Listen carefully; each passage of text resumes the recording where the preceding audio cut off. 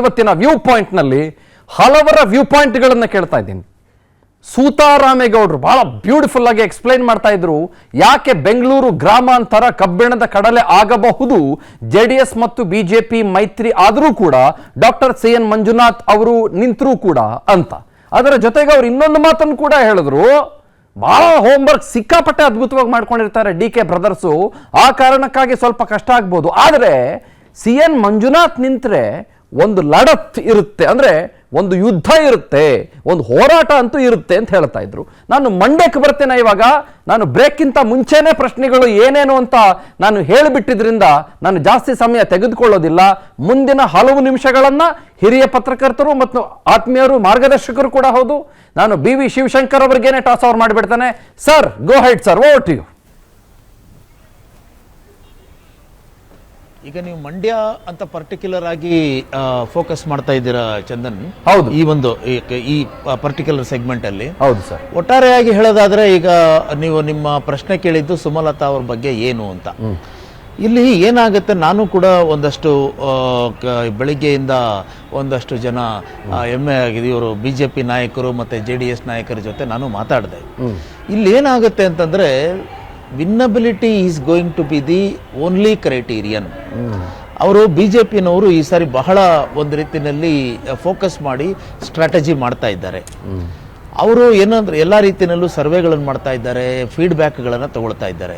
ಈಗ ಒಂದು ವೇಳೆ ಸುಮಲತಾ ಅವ್ರನ್ನ ಮತ್ತೆ ನಾವು ಫೀಲ್ಡ್ ಮಾಡಿದ್ರೆ ಅವ್ರು ಗೆಲ್ತಾರೆ ಅನ್ನೋದು ಖಾತ್ರಿ ಆದರೆ ಅವರಿಗೆ ನಿಶ್ಚಿತವಾಗಿ ಟಿಕೆಟ್ ಕೊಡ್ತಾರೆ. ಆ ರೀತಿಯಲ್ಲಿ accordingly they may try to convince Kumaraswamy. ಯಾಕೆ ಅಂತಂದ್ರೆ ನೋಡಿ ಹೀಗಿದೆ ಅಂತ, ಯಾಕಂದ್ರೆ ಗೆಲ್ಲೋದು ಮುಖ್ಯ ಅಂತ. ಅದೇ ತರ ಈಗ ಈಗಾಗಲೇ ಒಂದಷ್ಟು ಪ್ರಿಲಿಮಿನರಿ ಸರ್ವೆಗಳು ಬಂದಿವೆ ಅಂತ ಹೇಳ್ತಾ ಇದ್ದಾರೆ. ಅದ್ರ ಪ್ರಕಾರ ಮಿಕ್ಸ್ಡ್ ಒಪಿನಿಯನ್ಗಳಿದೆ. ಅದನ್ನ ನಾವು ಇವಾಗ ಹೇಳೋದು ಬೇಡ, ಯಾಕಂದ್ರೆ it may lead to some misleading statements. So ಹಾಗಾಗಿ ಇವಾಗ JDSಗೆ ನೆಗೆಟಿವ್ ಇದೆ, ಪಾಸಿಟಿವ್ ಇದೆ ಅಂತ ಇವಾಗ ಹೇಳೋದ್ರಲ್ಲಿ ಅರ್ಥ ಇಲ್ಲ. ಆದ್ರೆ still the survey, the studying is going on. ಇವಾಗ JDSಗೆ ಏನಾದರೂ ಅಲ್ಲಿ ಟಿಕೆಟ್ ಕೊಟ್ಟು ಅಂದರೆ ಆ ಸೀಟನ್ನು JDSಗೆ ಬಿಟ್ಕೊಡೋದ್ರಿಂದ ಒಂದು ಲಾಭ ಇದೆ ಅಂದರೆ ಖಂಡಿತ BJPನವರು JDSಗೆ ಕೊಡ್ತಾರೆ. ಆವಾಗ JDSಗೆ ಬಿಟ್ಟಿದ್ದು ಯಾರನ್ನ ಕ್ಯಾಂಡಿಡೇಟ್ ಹಾಕಬೇಕು ಅಂತ, ಅದು ಏನಂತಂದರೆ ಈಗ ಕುಮಾರಸ್ವಾಮಿನೇ ಬರಬಹುದು, ಅಥವಾ CS ಪುಟ್ಟರಾಜು ಅವರು ಸ್ವಲ್ಪ ಆ ಮಟ್ಟಿಗೆ ಒಂದು ಎಡ್ಜ್ ಇದೆ ಅಂತ ಹೇಳ್ತಾ ಇದ್ದಾರೆ, ಹಾಗಾಗ್ಬೋದು. ಇಲ್ವಾ ಕುಮಾರಸ್ವಾಮಿ ಅವರಿಗೆ ಕನ್ವಿನ್ಸ್ ಆಗಿ ಏನಂತಂದರೆ ಇದು BJP ಓಟ್ಸು ಮತ್ತು JDS ಓಟ್ಸ್ ಎಲ್ಲ ಆ್ಯಡ್ ಆಗಿ ನಾವು ಗೆಲ್ಲುವಂಥದ್ದು ಸುಲಭ ಆಗುತ್ತೆ ಅನ್ನುವಾಗ ನಿಖಿಲ್ ಕುಮಾರಸ್ವಾಮಿ ಅವ್ರನ್ನು ಕೂಡ ಅಲ್ಲಿ ನಿಲ್ಲಿಸಬಹುದು. ಆವಾಗ ಏನಂತಂದ್ರೆ ಇವಾಗ ಸುಮಲತಾ ಅವರಿಗೆ ವಿನ್ನಿಂಗ್ ಚಾನ್ಸಸ್ ಕಮ್ಮಿ ಆಗುತ್ತೆ ಅನ್ನೋದು ಸ್ಟಡಿನಲ್ಲಿ ಗೊತ್ತಾದರೆ ಆವಾಗ ಸುಮಲತಾ ಅವ್ರನ್ನ ಅವ್ರು ಕನ್ವಿನ್ಸ್ ಮಾಡ್ತಾರೆ BJPನವರು. ಅದಕ್ಕೆ ಹಲವಾರು ಬೇರೆ ಬೇರೆ ಆದಂಥ ಆಲ್ಟರ್ನೇಟಿವ್ ಪ್ಲಾನ್ಸ್ ಇದೆ. ಆ ಪ್ಲಾನ್ಸ್ ಅನ್ನು ಅವರೇ ಹೇಳಲಿ, ನಾವು ಹೇಳುವಂಥದ್ದು ಏನಲ್ಲ. ಅದು ನೀವು ಹೇಳಿದ ಹಾಗೆ ಇನ್ನೊಂದು ಯಾವುದೋ ಇನ್ನೊಂದು ಅವರಿಗೆ ಸೇಫ್ ಸೀಟನ್ನು ರೆಡಿ ಮಾಡಿ ಕೊಡಬಹುದು. ಅಂದರೆ ಬೆಂಗಳೂರು ನಾರ್ತ್ ಇರ್ಬೋದು, ಬೆಂಗಳೂರು ಸೆಂಟ್ರಲ್ ಇರ್ಬೋದು. ಅಷ್ಟೇ ಯಾಕೆ, ನಾನು ಇನ್ನೊಂದು ಕೂಡ ಕೇಳಿ ಬರ್ತಾ ಇದೆ, ಅವ್ರನ್ನ ಕೌನ್ಸಿಲ್ ಕೂಡ ಅಂದರೆ MLC ಕೂಡ ಮಾಡ್ಬೋದು, ರಾಜ್ಯಸಭಾ ಕಳಿಸ್ಬೋದು, ಈ ಥರದ್ದೆಲ್ಲ ಇದೆ. ಯಾಕೆ ಅಂತಂದ್ರೆ ಈಗ ಇದು ಈ BJPಗೆ ಅವ್ರ ಬಗ್ಗೆ ಒಂದು ಅಬ್ಲಿಗೇಷನ್ ಕೂಡ ಇದೆ. ಯಾಕೆ ಅಂತಂದ್ರೆ ಅವರು ಇದು 2019ನಲ್ಲಿ ಅವರು ಇಂಡಿಪೆಂಡೆಂಟ್ ಕ್ಯಾಂಡಿಡೇಟ್ ಆದಾಗ BJPನವರು ಅವರಿಗೆ ಸಪೋರ್ಟ್ ಮಾಡಿದ್ರು. ಆಮೇಲೆ 2023 ಅಸೆಂಬ್ಲಿ ಎಲೆಕ್ಷನ್ಸ್ ಆಗುವಾಗ ಸುಮಲತಾ ಅವರು BJPಗೆ ಸಪೋರ್ಟ್ ಮಾಡ್ತಾರೆ. BJPಗೆ ಅವರು ಸೇರ್ಕೊಳ್ಬಹುದಾಗಿತ್ತು. ಆ ಪಕ್ಷಾಂತರ ನಿಷೇಧ ಕಾಯ್ದೆ ಅಡ್ಡ ಬಂದಿದ್ರಿಂದ ಅವರು ಹೊರಗಡೆ ನಿಂತ್ಕೊಂಡು ಸಪೋರ್ಟ್ ಮಾಡಿದ್ರು. ಸೊ ಹಾಗಾಗಿ ಅವರಿಗೆ ಮೈತ್ರಿ ಧರ್ಮವನ್ನು ಪಾಲಿಸುವಂತ ಒಂದು ಅಬ್ಲಿಗೇಷನ್ BJPಗೂ ಇದೆ. ಹಾಗಾಗಿ ಅವರು ಕಂಪ್ಲೀಟ್ ಆಗಿ ಸುಮಲತಾ ಅವ್ರನ್ನ ಕೈ ಬಿಟ್ಬಿಡ್ತಾರೆ ಅಂತಲ್ಲ, ಆದರೆ winnability is going to be the criterion. ಈಗ ನಾವೇನಂತಂದ್ರೆ ಸೆಂಟಿಮೆಂಟ್ ತಗೊಂಡು ಸುಮಲತಾ ಅವರೇ ಬೇಕು ಅಂತ ಹೋಗಿ ಅಲ್ಲಿ ಸೋಲೋದ್ರ ಬದಲು ಈಗ ಅದೇನಂತಾರೆ ಗೆಲ್ಲೋದಕ್ಕೆ ಏನ್ ಮಾಡಬೇಕು ಅನ್ನೋದನ್ನ ಮಾತ್ರ ನೋಡ್ತಾ ಇದ್ದಾರೆ. ಆವಾಗ ಸುಮಲತಾನು ಕನ್ವಿನ್ಸ್ ಆಗ್ಬೇಕಾಗತ್ತೆ, ಇದು ಕುಮಾರಸ್ವಾಮಿ ಅವರು ಕನ್ವಿನ್ಸ್ ಆಗ್ಬೇಕಾಗತ್ತೆ Chandan. Okay, at the same point in time Kumaraswamy ಅವರು ಕೂಡ ಅಲ್ಲಿ ನಿಲ್ಬೇಕು ಅನ್ನುವ ಪ್ರಯತ್ನದ ಭಾಗದಲ್ಲಿದ್ದಾರೆ. ಆದರೆ ಸ್ಟಾರ್ ಚಂದ್ರು ಅವರ ಆಗಮನದಿಂದ ಕುಮಾರಸ್ವಾಮಿ ಅವರು ಕೂಡ ಒಂದ್ ಸ್ವಲ್ಪ ಪ್ರಶ್ನೆಗಳನ್ನ ಮಾಡಿಕೊಳ್ತಾ ಇದ್ದಾರೆ ಅನ್ನೋದು ಒಂದು ಪ್ರಶ್ನೆ ಇದೆ ಸರ್. ಏನಂತಿದೆ ಸರ್ ತಾವು ಅದ್ರ ಬಗ್ಗೆ? ಕರೆಕ್ಟ್. ಇವಾಗ ನೋಡಿ, ಈ ದಕ್ಷಿಣ ಕರ್ನಾಟಕದ ಕ್ಷೇತ್ರಗಳು ಅಂತ ಬಂದಾಗ, ಅದರಲ್ಲೂ ಒಕ್ಕಲಿಗ ಬೆಲ್ಟ್ ಅಂತ ಬಂದಾಗ, ಈ ಮೂರು ಪಾರ್ಟಿಗಳಿಗೆ ಮೂರು ಥರದ ಸವಾಲುಗಳಿದೆ.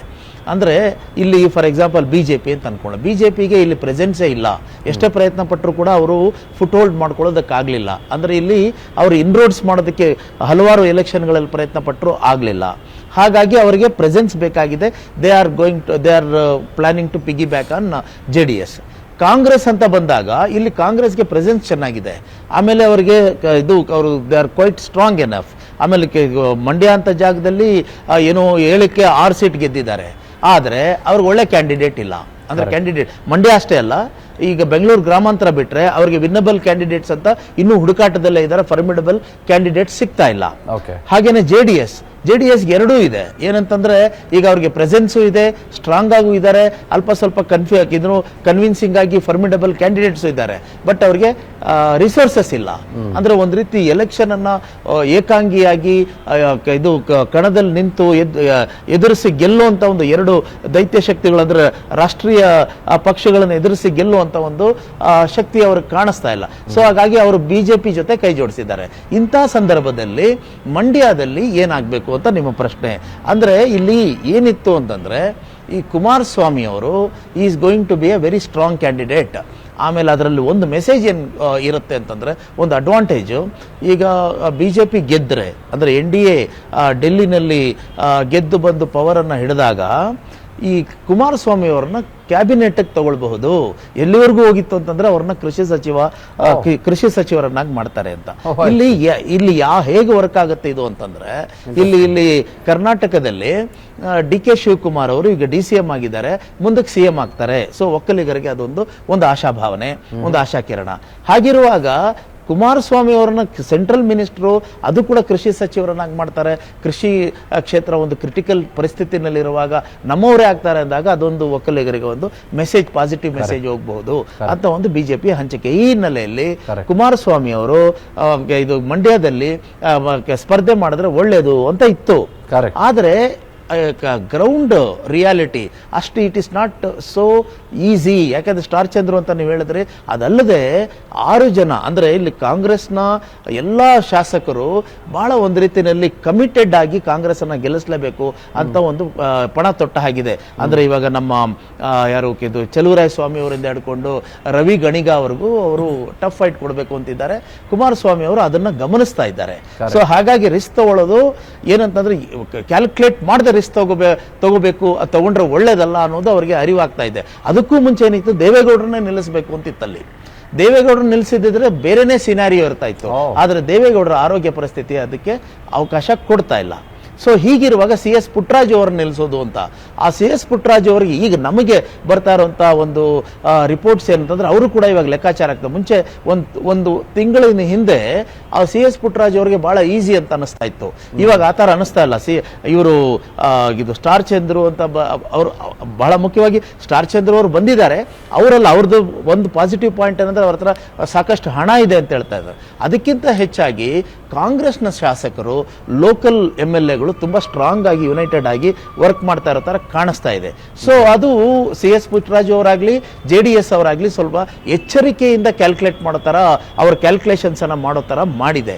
ಸೊ ಹಾಗಾಗಿ ಕೊನೆಯದಾಗಿ ನಿಖಿಲ್ ಕುಮಾರಸ್ವಾಮಿ ಅವರು, ನನಗನ್ಸುತ್ತೆ ನಿಖಿಲ್ ಕುಮಾರಸ್ವಾಮಿ ಅವರಿಗೆ ಈ ಸಾರಿ ಇನ್ನೂ ಅಂದ್ರೆ ಸಮಯ ಒದಗಿ ಬಂದಿಲ್ಲ ಅಂತ ನನಗನ್ಸುತ್ತೆ. It should be either Kumaraswamy or CS Puttaraju. ಕೊನೆಗೆ ಏನಾದರೂ ವಿನ್ನಬಿಲಿಟಿ ಕಾಣಿಸಿದ್ರೆ ಸುಮಲತಾ ಆಗಬಹುದು. ಸುಮಲತಾ ಆದಾಗ ಕುಮಾರಸ್ವಾಮಿ ಅವ್ರನ್ನ ಕನ್ವಿನ್ಸ್ ಮಾಡುವಂಥ ಸಾಧ್ಯತೆ ಇರುತ್ತೆ. ಇಲ್ಲದೆ ಹೋದರೆ ಸುಮಲತಾ ಅವ್ರನ್ನ ಶಿಫ್ಟ್ ಮಾಡಬಹುದು. ಅದು ಕೂಡ ಚಾನ್ಸಸ್ ಇದೆ. ಇದೆಲ್ಲವೂ ಕೂಡ ಏನಂತಂದ್ರೆ, BJPಯ ಕ್ಯಾಲ್ಕುಲೇಷನ್, ಅವರ ಡ್ರಾಯಿಂಗ್ ಬೋರ್ಡ್ ಮೇಲೆ ಏನು ಅವ್ರ ರೋಡ್ ಮ್ಯಾಪ್ ಯಾವ ಥರ ಕ್ಲಿಯರ್ ಆಗಿ ಅವ್ರಿಗೆ ಕಾಣಿಸುತ್ತೋ ಅದ್ರ ಮೇಲೆ ಡಿಪೆಂಡ್ ಆಗುತ್ತೆ. ಚಂದನ್, ಇವತ್ತು ಕೂಡ ಸುಮಲತಾ ಅವರು ಮಾತನಾಡ್ತಾ ಮಂಡ್ಯ ಬಿಟ್ಟು ನಾನು ಎಲ್ಲೂ ಹೋಗೋದಿಲ್ಲ ಅಂತಾನೆ ಸ್ಟೇಟ್ಮೆಂಟ್ ಕೊಡ್ತಾರೆ. ಮತ್ತು ಹಲವು ಹಿರಿಯ ನಾಯಕರನ್ನ ಭೇಟಿ ಮಾಡ್ಕೊಂಡು ಬಂದ ಸಂದರ್ಭದಲ್ಲಿ, ಇನ್ಕ್ಲೂಡಿಂಗ್ ಮಾನ್ಯ ಪ್ರಧಾನಿಗಳನ್ನ ಭೇಟಿ ಮಾಡ್ಕೊಂಡು ಬಂದ ಸಂದರ್ಭದಲ್ಲಿ ಟ್ವೀಟ್ ಮಾಡ್ತಾರೆ, I wish I would work with you once again as an MP ಅನ್ನೋ ಥರದಲ್ಲಿ ಅವರು ಟ್ವೀಟ್ ಮಾಡ್ತಾರೆ. ಇನ್ ಮಂಡ್ಯ ಅಂತ ಟ್ವೀಟ್ ಮಾಡ್ತಾರೆ. ಈ ಮಾತಿನ ಮರ್ಮ ಏನು? ಲಾಸ್ಟ್ ಮಿನಿಟ್ ತನಕ ಬಿಟ್ಕೊಡಬಾರದು ಅಂತನಾ, ಅಥವಾ ಬೇರೆ ಕಡೆ ಅವರು ಒಪ್ಕೊಳ್ಳೋ ಚಾನ್ಸೇ ಇಲ್ಲ ಅಂತನಾ? ಅದು ರಾಜ್ಯಸಭೆನೋ MLCನೋ ನಾರ್ತೋ ಸೆಂಟ್ರಲ್ಲೋ ಅಂತನಾ? ಅಥವಾ ನಾನು ಏಕಾಂಗಿಯಾಗಿ ಸ್ಪರ್ಧೆ ಮಾಡೋದಕ್ಕೂ ರೆಡಿ ಅಂತಾನಾ? ಅಥವಾ BJP ಕಡೆಯಿಂದ ಬರೋದಾದ್ರೆ BJP ಆಂಗಲ್ ತಗೊಳ್ಳೋದಾದ್ರೆ ನೋಡ್ರಿ ನಾವು ಇಷ್ಟೆಲ್ಲ ಕರ್ಸ್ಬಿಟ್ಟು ಅವ್ರನ್ನ ಸಮಾಧಾನ ಮಾಡಿ ಇಷ್ಟೆಲ್ಲ ಆಫರ್ ಕೊಟ್ವಿ, ಇಷ್ಟೆಲ್ಲ ಅವಕಾಶ ಮಾಡಿಕೊಟ್ವಿ, ಆದ್ರೂ ಕೂಡ ಅವ್ರು ಏಕಾಂಗಿ ಸ್ಪರ್ಧೆ ಅಂತಂದ್ರು, ಆದ್ರೂ ಕೂಡ ನಮ್ಮ ಜೊತೆ ಕೈ ಜೋಡಿಸಿಲ್ಲ ಅಂತ ಬಿಜೆಪಿ ಲಾಸ್ಟ್ ಮಿನಿಟ್ ಅಲ್ಲಿ ಏನಾದ್ರು ಕೈ ತೊಳ್ಕೊಳ್ಳುವಂತ ಪ್ರಯತ್ನನ, ಇದ್ರ ಬಗ್ಗೆ ತಾವೇನಂತೀರಿ? ಈಗ ನೋಡಿ, ಬಾರ್ಗೇನು ಸ್ಟ್ರಾಂಗ್ ಇರಲೇಬೇಕು ಅಲ್ವಾ? ಏನೇ ಆಗಲಿ ಇದು ನಿಮಗೂ ಗೊತ್ತಾಗುತ್ತೆ, ನನಗೂ ಗೊತ್ತಾಗುತ್ತೆ. ಸ್ಟ್ರಾಟಜಿ ಏನಂತಂದ್ರೆ ಕೊನೆ ಮೂಮೆಂಟಿಗೆ ಬಂದಿದ್ದೀವಿ. ಈಗ ಅವರು ಎಷ್ಟು ಬಿಗಿ ಪಟ್ಟನ್ನು ಇಟ್ಕೊಂಡಿರ್ತಾರೋ ಅಷ್ಟು ಅವ್ರಿಗೆ ಗಿಟ್ಟುತ್ತೆ. ಈಗ ಮೊದಲೇ ಅವರು ಇದು ಓಕೆ ನೀವು ಹೇಳ್ದ ಹಾಗೆ ಅಂತ ಅಂದ್ಬಿಟ್ರೆ ಅದು ಸಲೀಸ್ ಹಾಗೆ ಕುಮಾರಸ್ವಾಮಿ ಅವ್ರ ಕೈಗೆ ಅವ್ರು ಕೊಟ್ಬಿಡ್ತಾರೆ ಅಂತ. ಸೊ ಹಾಗಾಗಿ ಮಂಡ್ಯ ನನ್ನದು ಅಂತ ಅವರು ಪಟ್ಟಾಗಿ ಇಟ್ಕೊಳ್ಳೇಬೇಕಾಗಿದೆ. ಅವ್ರಿಗೆ ಇದು ಸ್ಟ್ರಾಂಗ್ ಹಾರ್ಡ್ ಬಾರ್ಗೇನ್ ಮಾಡಲೇಬೇಕಾಗಿದೆ. ಅದನ್ನು ಮಾಡ್ತಾ ಇದ್ದಾರೆ. It is her strategy. ಆದರೆ ಅವ್ರದ್ದು ಒಂದು ಆರ್ಗ್ಯುಮೆಂಟಲ್ಲಿ ಅವರ ಒಂದು ಗ್ರೌಂಡ್ ಎಲ್ಲಿ ವೀಕ್ ಆಗುತ್ತೆ ಅಂತಂದರೆ, ಈಗ ಏನು ಮಾಡಿದ್ರು, ಒಂದು ವಾಟರ್ ಟೆಸ್ಟ್ ಮಾಡಿದ ಥರ 2023 ಅಸೆಂಬ್ಲಿ ಎಲೆಕ್ಷನ್ಸಲ್ಲಿ ಅವ್ರಿಗೆ ಕೊಟ್ಟು ನೋಡಿದ್ರು. ಏನಂತ ಕೊಟ್ಟು ಅದರ BJP ಅವ್ರು ಏನು ಮಾಡಿದ್ರು, ಅವ್ರಿಗೆ ನಾಯಕತ್ವ ಕೊಟ್ಟು ನೋಡೋಣ ಅಂತ ಬಿಟ್ಟರು. ಹಾಗಾಗಿ ಅವರ ಒಂದು ಚಾಯ್ಸ್ ಪ್ರಕಾರನೇ ಕೆಲವೊಂದು ಇದು ಏನು ಕ್ಯಾಂಡಿಡೇಟ್ಸ್ನೂ ಹಾಕಿದ್ರು. ಫಾರ್ ಎಕ್ಸಾಂಪಲ್ ಮೇಲ್ಕೋಟೆನಲ್ಲಿ, ಶ್ರೀರಂಗಪಟ್ಟಣದಲ್ಲಿ ಎಷ್ಟಾಯಿತು ಅಂತಂದರೆ, ಇವರು ಗೆಲ್ಲೋದು ಆ ಕಡೆ ಇರಲಿ, ಡೆಪಾಸಿಟ್ ಕಳ್ಕೊಂಡ್ರಲ್ಲ ಇವರ ಅಂದರೆ BJP ಕ್ಯಾಂಡಿಡೇಟ್ಸು.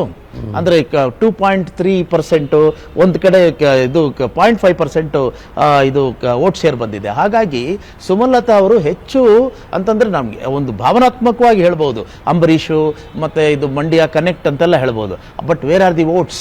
ಕರೆಕ್ಟ್. ಅಂದ್ರೆ ನಿಮ್ಗೆ ವೋಟ್ಸ್ ಬೇಕಲ್ಲ. ಈಗ ನಿಮಗೆ going by the performance of assembly elections, ಅಲ್ಲಿ ನಿಮಗೆ ಸುಮಲತಾ ಅವರ ಒಂದು ಆರ್ಗ್ಯುಮೆಂಟ್ ವೀಕ್ ಆಗುತ್ತೆ. ಸೊ ಹಾಗಾಗಿ ಕೊನೆಗೆ ಈಗ ಬಿಜೆಪಿನವ್ರಿಗೂ ಗೊತ್ತಿದೆ ಅಂದ್ರೆ ಅಸೆಂಬ್ಲಿ ಎಲೆಕ್ಷನ್ಸ್ ಬೇರೆ, ಲೋಕಸಭಾ ಎಲೆಕ್ಷನ್ ಬೇರೆ ಅಂತ. ಸೊ ಹಾಗಾಗಿ ಈಗ ಇವತ್ತಿನ ಪರಿಸ್ಥಿತಿಯಲ್ಲಿ ಗ್ರೌಂಡ್ ರಿಯಾಲಿಟಿ ಅಂತ ಅವರು ಡಿಪ್ಸ್ಟಿಕ್ ಸರ್ವೆ ಮಾಡಿದಾಗ, ಟೆಸ್ಟ್ ಮಾಡಿದಾಗ ವಿನ್ನಬಿಲಿಟಿ ಹೇಗೆ ಬರುತ್ತೆ ಅದ್ರ ಮೇಲೆನೆ ಡಿಪೆಂಡ್ ಆಗಬೇಕಾಗುತ್ತೆ. ಅವ್ರು ಕೊನೆವರೆಗೂ ಫೈಟ್ ಮಾಡ್ತಾರೆ. ಕೊನೆಗೆ ಏನಾದರೂ ಒಂದು ಗಿಟ್ಟುತ್ತೆ. ಯಾರಿಗೆ? ಸುಮಲತಾ ಅವರಿಗೆ. ಅದು ಆಲ್ಟರ್ನೇಟಿವ್ ಸೀಟ್ ಆಗಬಹುದು ಅಥವಾ ಇದು ಮಂಡ್ಯ ಸೀಟೇ ಆಗ್ಬಹುದು, ಕೊನೆಗೆ MLC ಆದರೂ ಆಗ್ಬಹುದು. ಕಾದ್ ನೋಡೋಣ sir. Let's see how it goes sir. Thank you very much sir, BV Shivashankar sir, ನಮ್ಮೊಟ್ಟಿಗೆ ಜಾಯ್ನ್ ಆಗಿದ್ದಕ್ಕೆ. I would like to say thanks to you. ನಮಸ್ಕಾರ. Thank you very much. Sankeerth, what is the take of BJP ಮಂಡ್ಯದಲ್ಲಿ ಬಹಳ ಮುಖ್ಯವಾಗಿ ಮತ್ತು ಬೆಂಗಳೂರು ಗ್ರಾಮಾಂತರದಲ್ಲಿ? ನಾವು ಇಷ್ಟೆಲ್ಲ ಈ ಥಾಟ್ ಪ್ರಾಸೆಸ್ನ ಬಗ್ಗೆ ಆಲೋಚನೆ ಮಾಡ್ತಾ ಇರೋದು ನಿಜಾನಾ? ಮುಖ್ಯವಾಗಿ ನಾವು ಬೆಂಗಳೂರು ಗ್ರಾಮಾಂತರದಿಂದ ಶುರು ಮಾಡೋಣ. ನೋಡಿ, ಮೊದಲನೇದಾಗಿ ಪ್ರಾರಂಭದಲ್ಲಿ ಬೆಂಗಳೂರು ಗ್ರಾಮಾಂತರ ಲೋಕಸಭಾ ಕ್ಷೇತ್ರ ಏನಿದೆ, 2019 ಸುಮಾರು ನಮಗೊಂದು 4.25 ಲಕ್ಷ ಮತಗಳು ಬಂದಿತ್ತು. ಕರೆಕ್ಟ್. 2019 ಚುನಾವಣೆ ತಗೊಂಡ್ರೆ 6,70,000 ಚಿಲ್ಲರೆ ಮತಗಳು ಅಶ್ವಥ್ ನಾರಾಯಣ್ ಗೌಡರು ನಿಂತಾಗ 6,71,000 ಮತಗಳು ನಮಗೆ ಬಂತು. 2 ಲಕ್ಷ ಅಂತರದಿಂದ DK ಸುರೇಶ್ ಅವರು ಮೈತ್ರಿ ಅಭ್ಯರ್ಥಿಯಾಗಿ ಗೆದ್ರು. ನೀವು ಒಂದು ಗಮನಿಸಬೇಕಾದಂತ ಅದರ ಒಂದು ಜಿಯೋಗ್ರಫಿ ನಾವು ನೋಡೋದಾದ್ರೆ, ಬೆಂಗಳೂರು ದಕ್ಷಿಣ ಲೋಕಸಭಾ ಕ್ಷೇತ್ರ 7 ಲಕ್ಷ ಮತದಾರರು ಬರ್ತಾರೆ. ಅಲ್ಲಿ BJP ಶಾಸಕರಿದ್ದಾರೆ. ರಾಜರಾಜೇಶ್ವರಿ ನಗರ ಸುಮಾರು 4.5 ಲಕ್ಷ. ಮೇಜರ್ ಚಂಕ್ ತಾವೇನು 25 ಲಕ್ಷ ತೋರಿಸ್ತಾ ಇದ್ದೀರಿ. ಆಮೇಲೆ ಆನೇಕಲ್ಲಲ್ಲೂ ಸುಮಾರು 4-5 ಲಕ್ಷ ಮತದಾರರಿದ್ದಾರೆ. 15 ಲಕ್ಷ ಬೆಂಗಳೂರು ಭಾಗದಿಂದಾನೇ ಮತದಾರರು ಇಲ್ಲಿ ಹೆಚ್ಚಿನ ಆಗಿರೋದ್ರಿಂದ ಆನೇಕಲ್ಲಲ್ಲೂ ನಮ್ಮ ಪ್ರಭಾವ ಇದೆ. ಫಸ್ಟ್ ನಾವು ಪಂಚಾಯತ್ ಮೆಂಬರ್, ಪುರಸಭೆ ಸದಸ್ಯರನ್ನ ಗೆದ್ದಿದ್ದು ಆನೇಕಲ್ ಭಾಗದಿಂದಾನೆ. ಸೊ ಆನೇಕಲ್ಲಲ್ಲೂ ಭಾರತೀಯ ಜನತಾ ಪಾರ್ಟಿ ಸಂಘಟನೆ ತುಂಬಾ ಶಕ್ತಿಶಾಲಿಯಾಗಿದೆ. ಅದಲ್ಲದೆ ರಾಮನಗರದಲ್ಲಿ ಚನ್ನಪಟ್ಟಣದಲ್ಲಿ JDSನ ಶಾಸಕರಿದ್ದಾರೆ. ಒಟ್ಟು ತಾವು ತಗೊಳ್ಳೋದಾದ್ರೆ ನಾವು ಮೈತ್ರಿ ಅಭ್ಯರ್ಥಿಗಳಾಗಿ 4 ಶಾಸಕರಿದ್ದೀವಿ. ಕಾಂಗ್ರೆಸ್ ಅವರು 4 ಗೆದ್ದಿದ್ದಾರೆ. ಇಲ್ಲಿ ಸಮಬಲದ ಹೋರಾಟ ಅಂತ ಹೇಳ್ತೀನಿ. ಅಭ್ಯರ್ಥಿ ಯಾರಾಗ್ತಾರೆ, ಏನಾಗ್ತಾರೆ ಅದಕ್ಕೆ ನಾನು ಹೋಗಲಾರದೆ ಒಟ್ಟು ಸಂಘಟನೆ ಮತ್ತೆ ಓವರ್ ಆಲ್ ಚುನಾವಣೆ ದೃಷ್ಟಿಯಿಂದ ನಾವೇನ್ ಮಾಡ್ಬೋದು. ಈಗ DK ಶಿವಕುಮಾರ್ ಅವರು ಮತ್ತೆ ಸುರೇಶ್ ಅವರು ಬ್ರ್ಯಾಂಡ್ ಬೆಂಗಳೂರು ಅಂತ ದೊಡ್ಡ ಕಲ್ಪನೆಯನ್ನ ಕೊಡ್ತಾ ಇದ್ದಾರೆ. ನಿಜವಾಗ್ಲೂ ಬ್ರ್ಯಾಂಡ್ ಬೆಂಗಳೂರಿಗೆ ಏನೂ ಮಾಡಲಿಲ್ಲ. 2006ರಲ್ಲಿ ಇನ್ಕ್ಲೂಡಿಂಗ್ ನಮ್ಮ ಮೈತ್ರಿ ಸರ್ಕಾರ ಏನಿತ್ತು, ವರ್ತುಲ ರಸ್ತೆಗಳು ಏನು ರಾಜರಾಜೇಶ್ವರಿ ನಗರ ಮತ್ತು ಬೆಂಗಳೂರು ದಕ್ಷಿಣ ವಿಧಾನಸಭಾ ಕ್ಷೇತ್ರಗಳು ಬರುತ್ತೆ, ವರ್ತುಲ ರಸ್ತೆಗಳು ಮತ್ತೆ ಡೆವಲಪಿಂಗ್ ಬೆಂಗಳೂರು ಅಂತ ಏನು ಕರಿತೀವಿ, ಅದಕ್ಕೆ ಸುಮಾರಷ್ಟು ಕೊಡುಗೆ ಕೊಟ್ಟಂಥದ್ದು ಅಂದಿನ ಮೈತ್ರಿ ಸರ್ಕಾರದಲ್ಲಿ. ಇವನ್ ಕುಮಾರಣ್ಣವರು ಕೂಡ ಅದಕ್ಕೆ ತುಂಬಾ ಕೆಲಸಗಳನ್ನ ಮಾಡಿದ್ದಾರೆ. ರೋಡ್ ವೈಡ್ನಿಂಗ್ ಆಗ್ಬೋದು, ಆ ಥರ ಸುಮಾರಷ್ಟು 53 ಕಾಮಗಾರಿಗಳಿಗೆ ಚಾಲನೆ ಕೊಟ್ಟಂಥದ್ದು. ಅದೇ ಇವತ್ತರೆಗೂ ಚಾಲ್ತಿಯಲ್ಲಿ ಇರುವಂಥದ್ದು. ನಾವು ಬಂದ ಮೇಲೆ ಏನು ಡೆವಲಪ್ಮೆಂಟ್ ಮಾಡಿದ್ವಿ ಅದು ಮತ್ತೆ ಕುಮಾರಣ್ಣವ್ರು ಕೊಟ್ಟಿದ್ದು. ಕಾಂಗ್ರೆಸ್ ಅವರು ಈ ಬೆಂಗಳೂರು ಭಾಗಂತೂ ಕೊಡುಗೆ ಶೂನ್ಯನೇ. ಬರೀ ಬ್ರ್ಯಾಂಡ್ ಬೆಂಗಳೂರು ಟಿವಿ ಪೇಪರ್ ಆಡ್ಗಳಲ್ಲಿ ಕಾಣಿಸ್ತಾ ಇದೆ ವಿನಃ ಎಲ್ಲೂ ಕಾಣಿಸ್ತಾ ಇಲ್ಲ. ಇದು ಬೆಂಗಳೂರು ಗ್ರಾಮಾಂತರ ಲೋಕಸಭಾ ಕ್ಷೇತ್ರದಾದ್ರೆ, ಮಂಡ್ಯದಲ್ಲಿ ನಾವು ಈ ಬಾರಿ ಸುಮಾರಷ್ಟು ಕ್ಷೇತ್ರಗಳಲ್ಲಿ, ಮಂಡ್ಯ ನಗರ ಇರ್ಬೋದು, ಶ್ರೀರಂಗಪಟ್ಟಣ ಇರ್ಬೋದು, ಅಲ್ಲೆಲ್ಲ ನಮಗೆ ಕ್ಯಾಂಡಿಡೇಟ್ 2,000-3,000 ಸಿಂಗಲ್ ಡಿಜಿಟ್ ಅಲ್ಲಿ ನಾವು ಮತಗಳನ್ನು ತಗೊತಾ ಇದೀವಿ. 35,000-40,000 ಓಟ್ಗಳು ಬಂದಿದ್ದೀವಿ. ಆಕ್ಚುಲಿ JDSನ ಅಭ್ಯರ್ಥಿಗಳು BJP ಅವರಿಂದ ಸೋತಿದ್ದಾರೆ. ಆದರೆ ಇವತ್ತು ನಮ್ಮ ಮುಂಚೆನೂ JDS ಅವರು ನಮ್ಮ ಜೊತೆ ಇದ್ರು, ಕಾರಣಾಂತರಗಳಿಂದ ಬಿಟ್ಟು ಹೋಗಿದ್ರು. ಈಗ ನರೇಂದ್ರ ಮೋದಿಯ ಒಂದು ನಾಯಕತ್ವ ಎಲ್ಲವನ್ನು ಮೆಚ್ಚಿ ನಮ್ಮ ಜೊತೆ ಬಂದಿದ್ದಾರೆ. ಅವೆರಡೂ ಸೇರಿ ಒಂದು ಕ್ಯಾಟಲಿಸ್ಟ್ ಆಗಿ ಒಂದು ಬೃಹದಾಕಾರದ ಶಕ್ತಿ ಆಗಂತೂ ಹೊರಹೊಮ್ಮುತ್ತೆ. Okay. ಸೊ ಈ ಎರಡೂ ಕ್ಷೇತ್ರಗಳಲ್ಲಿ ಭಾರತೀಯ ಜನತಾ ಪಾರ್ಟಿ ಮತ್ತೆ JDS ನ ಏನು ಮೈತ್ರಿ ಅಭ್ಯರ್ಥಿ ಇದ್ದಾರೆ ಓಕೆ, ಅವ್ರು ಗೆದ್ದೇ ಗೆಲ್ತಾರೆ ಅನ್ನೋ ಒಂದು ಭರವಸೆ ನಮ್ಮ ಹತ್ರ ಇದೆ. ಅನುಕ್ಷಣದ ಸುದ್ದಿಗಳಿಗಾಗಿ ವಿಸ್ತಾರ ನ್ಯೂಸ್ ಯೂಟ್ಯೂಬ್ ಚಾನೆಲ್ ಸಬ್ಸ್ಕ್ರೈಬ್ ಮಾಡಿ. ಹೊಸ ಸುದ್ದಿಗಳ ನೋಟಿಫಿಕೇಶನ್ಗಾಗಿ ಬೆಲ್ ಐಕಾನ್ ಕ್ಲಿಕ್ ಮಾಡಿ. ಲೇಟೆಸ್ಟ್ ಅಪ್ಡೇಟ್ಸ್ಗಾಗಿ www.vistaranews.com ವೆಬ್ಸೈಟ್ಗೆ ವಿಸಿಟ್ ಮಾಡಿ. ಅಂಗೈಯಲ್ಲೇ ಜಗತ್ತಿನ ಸುದ್ದಿ ತಿಳಿಯಲು ವಿಸ್ತಾರ ನ್ಯೂಸ್ ಕನ್ನಡ ಆಪ್ ಡೌನ್ಲೋಡ್ ಮಾಡಿ.